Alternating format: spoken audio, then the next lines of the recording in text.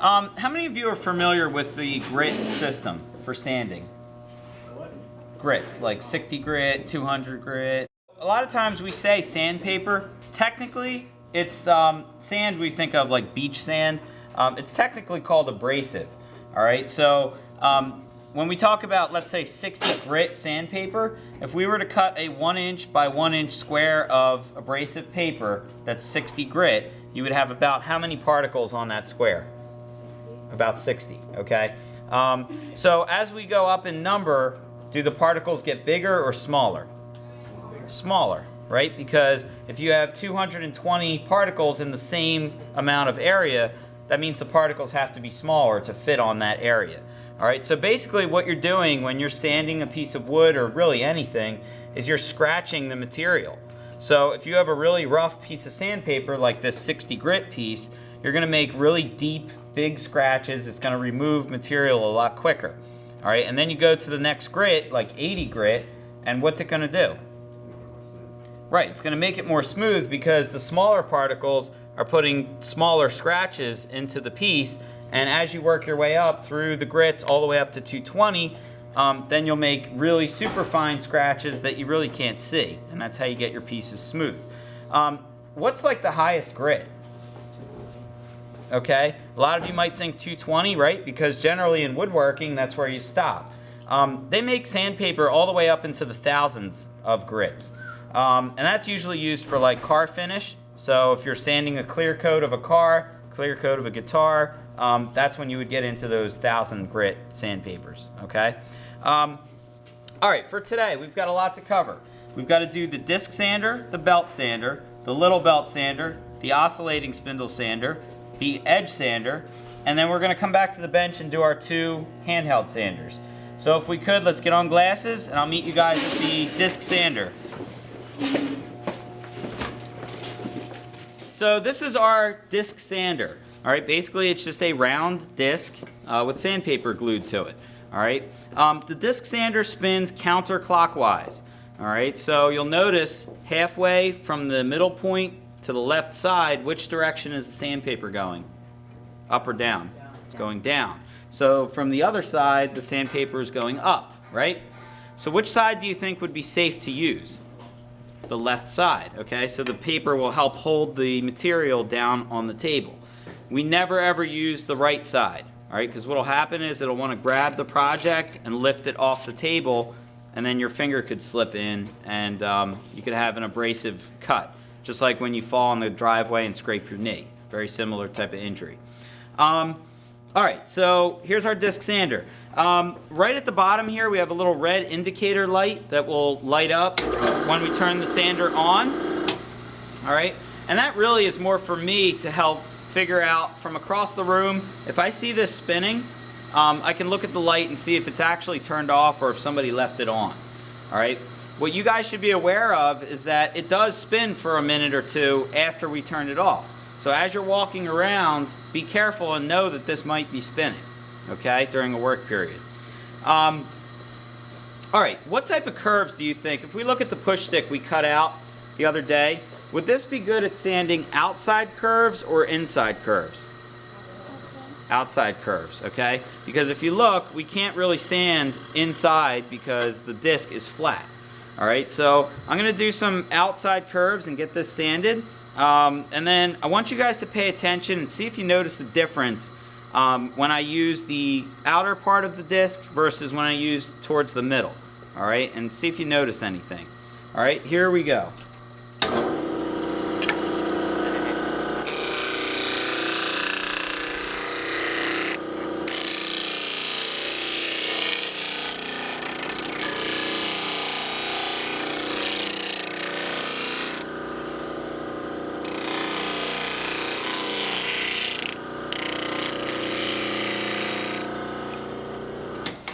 Okay, did anyone notice anything different about when I moved from the outside to the inside?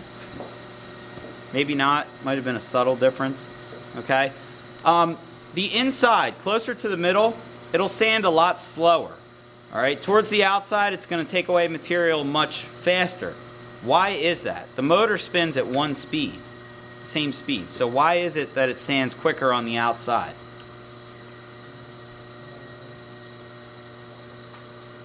Anyone know? Ariana? Outside moves more than the inside. Okay, exactly right. The outside actually spins faster than the inside. And even though the motor spins at one speed, it's the same principle if if you follow like race car driving, NASCAR, whatever. Race car drivers always hug the inside of the track, right? Because they have to cover less distance that way.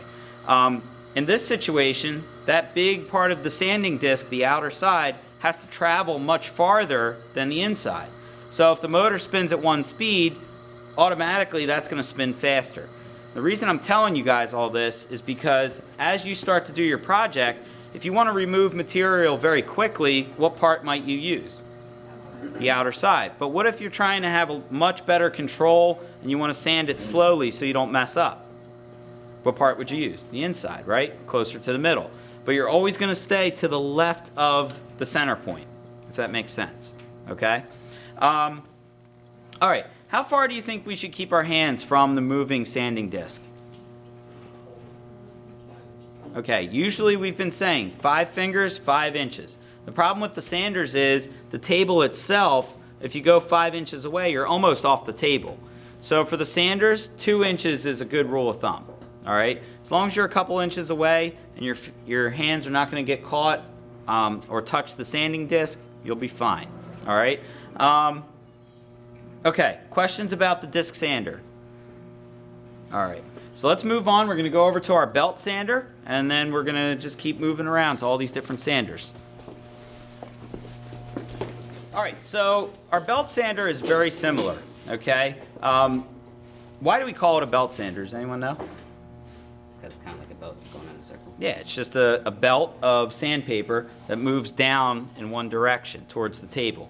We said over at the disc sander, you only use which side? Left. The left side. What side would you use on the belt sander? Anywhere. Does not matter, right? You can use the left side, the right side, the middle. As long as your material stays on the table, you're good to go because the whole entire belt moves down, all right? Now, both machines are hooked up to the dust collector. There's no blast gate, all right? But we do need to make sure the dust collector is actually running while we're doing sanding. For today, I'm not using it because we'd have to turn it on and off several times. But why is it so important that we have dust collection when we're doing sanding especially? Because since it's going in a circle, dust could start flying in your face. Okay, and why is that a problem? Anyone know? I mean, at a drill press, we could get chips hitting us and stuff, but they're much larger chips. What's the problem with sanding dust? Makes fire. Okay, could get in your eyes. Sanding dust in particular is considered carcinogenic. Does anyone know what that means? Okay, it's right along those lines. What's that? Harmful to the lungs. Okay, harmful to the lungs. Carcinogens means anything that causes cancer. Okay, so fine sawdust is considered a carcinogen, just like smoking cigarettes would be bad for your lungs. So for you guys, you're in here 40 minutes a day for a school year, maybe 2 school years. Not really a big deal, even though we will have the dust collection system on. For me, however, I'm here 6 classes a day for the next 30 years. That's a little bit different, okay? So not only do we have our dust collector to help with that, but we have our 2 air cleaners on the ceilings. They'll kind of be on and filtering out any fine dust in the air, so it'll help with a better air quality, okay? Now, for our belt sander, there's 2 adjustments over here. This adjustment up top is tension, so it adjusts how tight the belt is being stretched. And over here is our tracking adjustment. That adjusts how the belt tracks left or right, all right? You guys shouldn't have to mess with these. If you see the belt starting to move to the left or to the right, what should you do? Call you. Before you call me. Yes, please turn it off right away. This machine tracks very well, so it's not a problem usually. But if it does, for some reason, move to the left or right, this belt is meant to sand wood and metal. So it'll start grinding away the guard, which has happened before. It's been welded and repaired in the past. So if that happens, turn it off right away. Come get me, and I'll readjust it so that doesn't get damaged. All right? Now, what type of curves would we want to sand on the belt sander? Outside curves, right? Same thing, because we couldn't easily get to the inside curves on this machine. So really, they're both very similar, all right? They're just different styles of sanders. One thing I want to point out to you guys, this particular belt sander, the table has been kind of grinded away over the years from worn out belts hitting the table. So the gap has gotten quite large. All right, now I don't have the smallest hands, but you can notice even my pinky will still fit between the belt and the table. All right, what do you think would happen if you got your finger caught in there? Cut it off. Bring it down. Won't cut it off. Sand it off. It'll sand it down. The belt sander doesn't know if it's sanding wood, metal, plastic, or skin. It doesn't care, it doesn't know. So you need to be aware of that. If you keep your fingers back 2 inches away or more, and you don't try to do something silly like this, right, where your hands are really close, that will never happen. All right, but you guys know me and my stories. When I was in college, one of my professors told the story of a student he had, remember this is a college student, who partied a little too hard the night before and came into class not really in the best state of mind, right?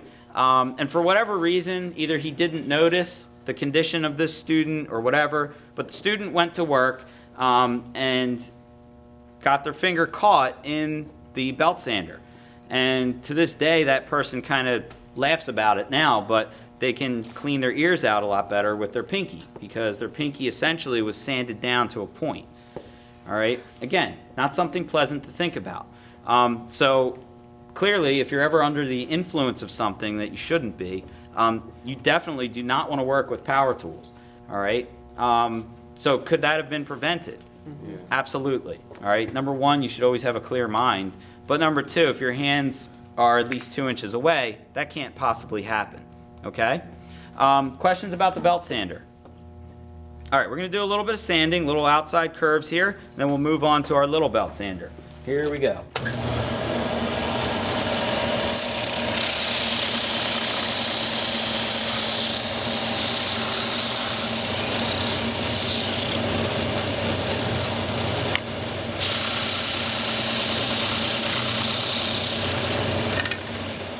All right. Questions about the belt sander? Okay, guys, let's move over to our oscillating spindle sander. Okay, guys, this is our oscillating spindle sander. You'll notice on the front it says BOSS. BOSS stands for Bench Oscillating Spindle Sander. All right. The way this works, we have a round spindle that spins and oscillates, meaning it goes up and down. All right. So you guys can get your laughs out now. All right. About what? That's a good thing. All right. It spins clockwise. All right, so when you're using this, by the way, what type of curves would we want to sand on this? Inside. Okay, an inside curve. Very good. We have the smallest spindle installed right now. We have a medium-sized spindle, and we also, for, let's say if we were doing like rocking chair runners, like the rockers on the bottom, we can install a larger drum like this for sanding bigger stuff. And if you need that, I can change those for you.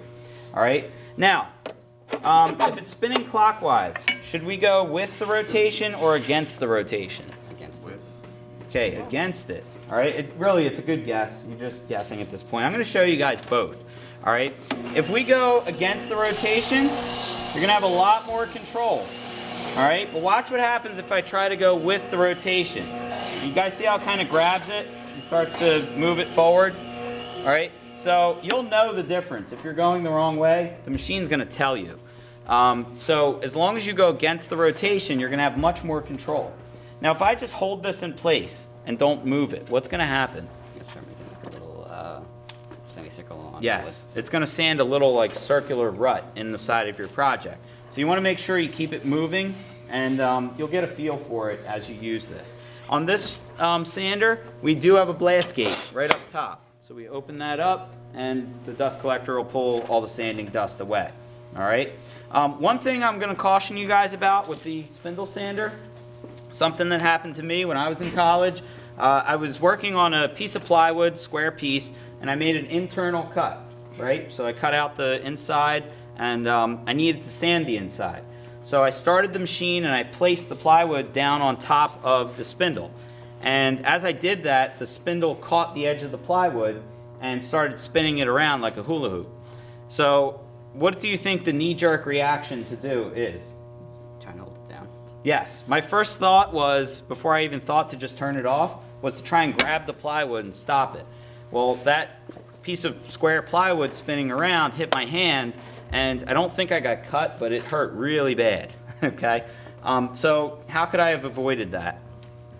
Turning it off. Okay, well, turn it off, but before I actually start the machine, place the piece on first, okay? So hopefully you guys can learn from that, and that doesn't happen to you, all right? But generally, these are pretty friendly to work with, okay? Questions about the spindle sander? All right, let's move over here to our little belt sander. So our little belt sander, when I first got this, I thought, these things are kind of a toy and, you know, what are they good for?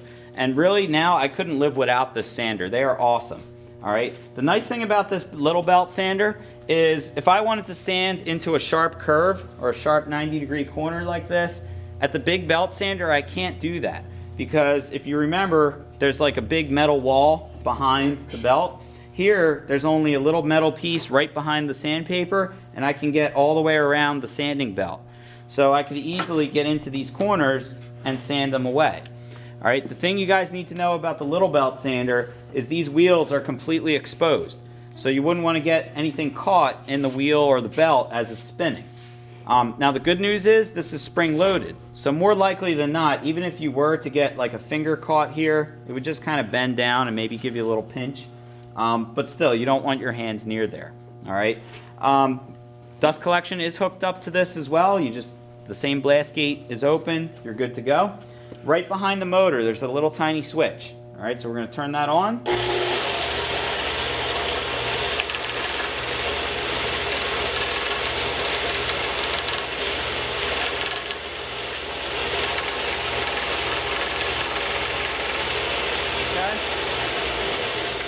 All right, so that's our little belt sander.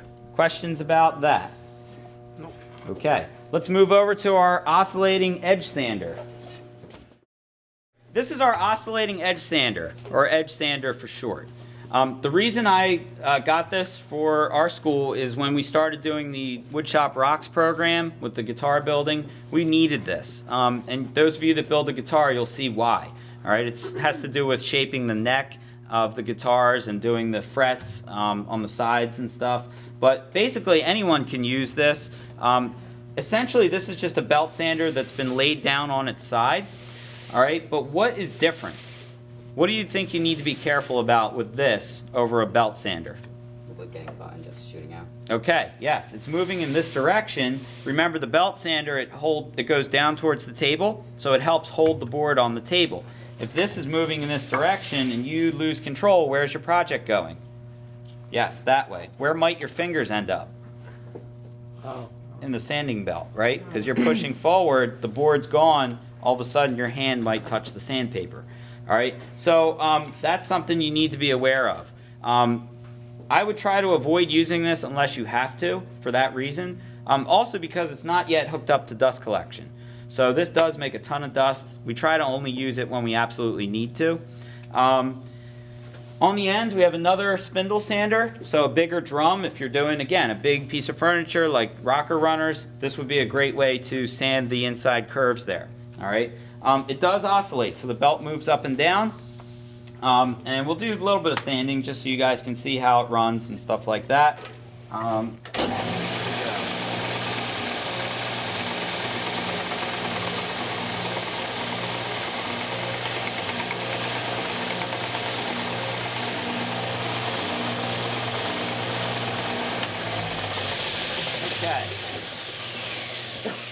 So that's our edge sander. Questions about the edge sander? What's that little lever do? Good question. This is the tensioning lever. So you can see when I pull it this way, it takes the tension off the belt. So that's used for me when I change these belts out. Okay, good question. All right, any other questions? All right, guys, let's go around the front workbench. We're going to talk about some hand sanding. So when you're done with all the edge sanding that we've just done, what is the part of the board we still haven't sanded yet? Yeah, the surfaces, right? So what we can do is go and find one of these sanders. Anybody know what this is? What these are called? Okay, it's a random orbit sander. All right, the reason it's called that is because not only does it spin, but it vibrates at the same time.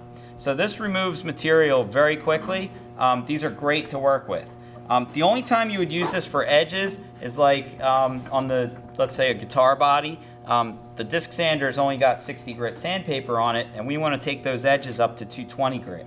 So that's when we might use this and follow the curves and stuff like that.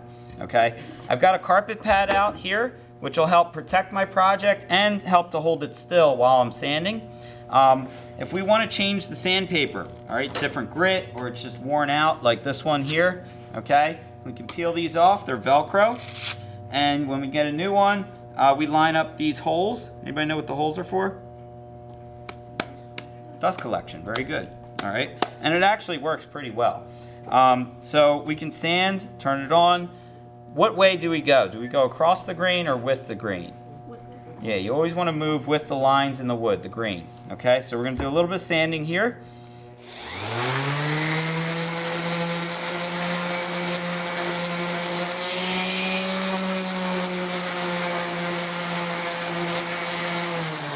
Okay.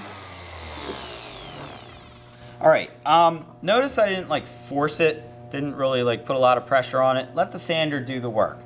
Forcing it's only going to destroy the Velcro pad, and it's also going to just burn the sander out. So really just let the sander do its job, nice and easy, and it'll work for you. All right, the other style of sander is a finishing sander. They call these quarter sheet finishing sanders. Anybody know why it's called a quarter sheet? Okay, if I took a full sheet of sandpaper and cut it into fourths, it would fit perfectly on this sander. The way you change these, there is a special key. I keep this in my shop coat. If you want it, you can certainly come and see me, or you can get a regular screwdriver and it works just as well.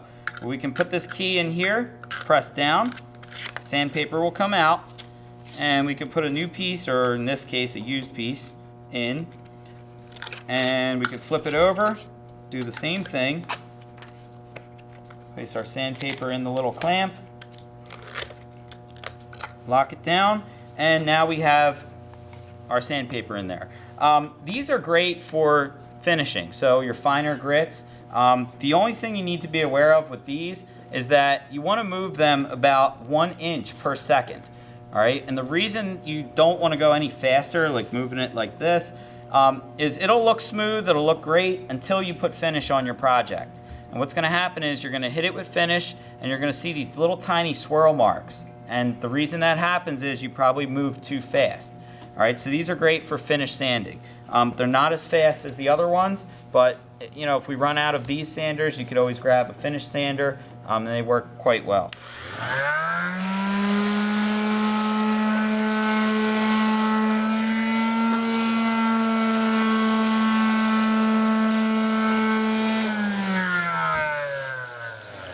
Okay, the last bit is just basic hand sanding. All right, there's not too many times where I'm going to have you guys just literally by hand sanding something, but there are times where it's necessary. All right, for example, this push stick, the edges are still sharp. I don't want to cut my finger or my hand while I'm using the push stick. So if you just take some scrap sandpaper located in those bins, all right, you could just very quickly go over the corners, and just that little tiny bit I just did is enough to take the sharp edge off. All right, so that's hand sanding. If you wanted to do some more hand sanding, you could grab one of these. Anybody know what this is called? A block. Yeah, it's just a sanding block. They do have little spikes in them to hold on to the sandpaper. I've found that they don't work too well, so I'll usually wrap it around the side like this and then just hand sand that way as well. Okay, so that's our sanding block. Questions about anything so far? Okay, let's do a quick review and then we'll get our test started. Is it safe to sand on the left and the right side of the disc sander? No. What about the belt sander? Yes. Yes, that's fine. All right, is it ever okay to not use the table of the sander and just hold something in the air and sand? No, you always use the table. All right. Oh, this is one we didn't talk about yet. Would it ever be a good idea to use the disc or belt sander to file down your fingernails? Trim them? No. Why do you think I ask? Because somebody has done it. Not here. But a colleague of mine who taught middle school, They had a disc sander that was located right near the door leaving the classroom. At the end of the period, the sander was still kind of spinning to a stop, and 7th grade kid, he's looking at his fingernail, he's looking at the sander, looking at his fingernail at the sander, and middle school kids don't think sometimes. So he tried it. He just tried to file his fingernail down, and he ended up sanding and abrading some of the skin on the end of his finger. So he was lucky that he just had a little Band-Aid injury, but not something you want to do, right? Okay, what do we need to keep running while the sanders are on? The dust collector, very good. How far away do we want to keep our hands? 2 inches, good. Which direction does the disc sander spin? Counterclockwise, good. There's a question on here that you guys need my permission to use the sander. Do you think you need my permission? Yes, you do, okay? That doesn't mean you have to come and ask me every single time you want to use the sander. Basically what that means is when I tell everyone, let's go to work, that means you have my permission to use all the machines, okay? But you can't just come in without my permission at the beginning of class and start running any machine, right? All right, so for the test, you definitely need permission to use the sander.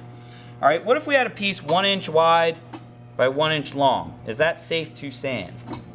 No, okay? And what do we always wear? Very good. Okay, guys, you can put your glasses back and we'll get our test out.